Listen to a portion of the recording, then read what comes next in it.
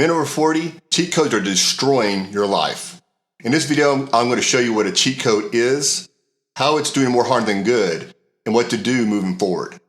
So tell me, do you remember the Konami code when you were a kid? In fact, if you do remember the Konami code, let me know in the comments what was the first game you used the Konami code on. If you don't remember, it was a cheat code that you could use on several video games with the Nintendo Entertainment System. But I think the most famous game to use that Konami code on was the game Contra. Oh yeah, Contra. I'm sure most of you guys are already thinking about that game, right? Well, my experience with that game in the Konami code was a little unique. So when I was a kid, my buddy invited me over to spend the night, and he was telling me about this great game, Contra, and how he could put in a code and we could get 30 extra lives each, and we could beat it together in one sitting. Well, you know, I was all in. I was like, great, this is going to be a lot of fun. So I went over.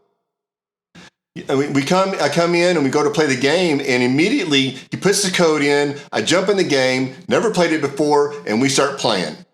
Well, soon after, as we started going along, after getting past the first level and the second level, you know, I was kind of struggling. I had never played the game before.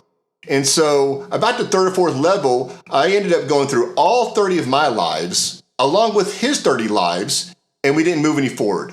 We weren't able to move forward. So we lost. Well, my buddy got really mad at me because he was like, you know, he just knew we were going to be able to beat it because him and his brother had done it. So he sat me down and made me watch him and his brother go through the entire game and beat it using the Konami code. So I didn't have the best experience, obviously, when being introduced to the Konami code, being introduced to that cheat code for the game, but it also set me up to realize that, oh, there's cheat codes out there in life that allow you to do something easier, but it really doesn't matter if you don't know what you're doing, right? So think of the cheat codes today. What I mean by that, think of the books, the videos, the courses, anything that you have bought, learned, or tried to study in the attempt to cheat the system. What I mean by that, especially for us guys that are over 40, we're looking for the easy way out. We don't think we have a whole lot of time left on our hands, so we're trying to find easy mode. So that cheat code that we're looking for is really just a code for easy or no effort, or it's just going to happen. We don't have to put in the work. Maybe I'm the only one that feels that way, but I realized that's the way I was approaching a lot of these videos and these videos and books and courses. And so I realized that they were doing more harm than good. What I mean by that is my thought and using these cheat codes actually made me think that life should be easier than it is. It made me think that, okay, I found the wrong book. I found the wrong cheat code. I found the wrong video. I found the wrong cheat code. You know what I'm saying? It's not the cheat code. I mean, it's not me. You know, the cheat code is the problem, not me. You know, it's working for everybody else, but it's not for me. So when the going gets rough or it gets hard, even with the so-called cheat code or easy mode that I was expecting, I gave up because I was a beginner. I didn't know what I was doing, guys. So I'd get into something. I would get into a new venture, a new business venture, or a new teaching or whatever, and I would expect it to be easy, and I would give up.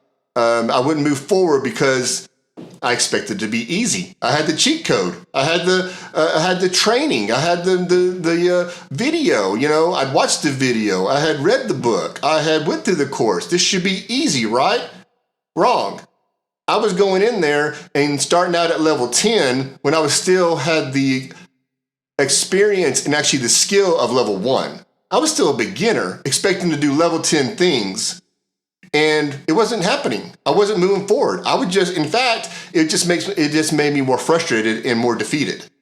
So moving forward, what I've done, and this is what has really helped me here recently, is stop looking at these books, these videos, these courses, any of these trainings out there. Stop looking at them as cheat codes. Stop looking at them specifically as a way to cheat the system and make it easy.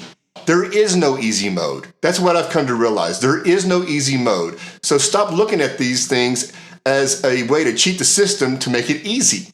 Instead, I need to be looking at these things like the books and the videos and the courses. Look at them as training manuals. Look at them as guides. Look at them as blueprints that I have to learn. I have to practice. I don't know what I'm doing. I'm a beginner. So I shouldn't, for instance, read an entire book and not apply the first chapter. I shouldn't go through an entire course and apply the 10th level. I need to apply level 1. I need to start at the beginning and apply that first. It's not good for me to try to soak it all in at once, thinking I'm going to miss something, when the reality is I need to start where I'm at, which is a beginner, and start from there. Once I master the first level or first chapter or whatever, then I can move on to chapter 2 and pretend like I'm a beginner at level 2. Each level, I need to go in with a teachable, coachable perspective to where I am the beginner at that stage, so I can truly learn and apply it and get the feedback loops going to know where I've made mistakes and how I can get better and keep practicing. The key is practicing. We got to keep on practicing these skills. We got to keep on practicing what it's teaching us. We got to practice the level we're at, not practice at the level we're not yet. If we try to do that, it becomes too difficult. And if it's too difficult, we give up. But if it's too easy, we give up again because it's boring. So we have to have the right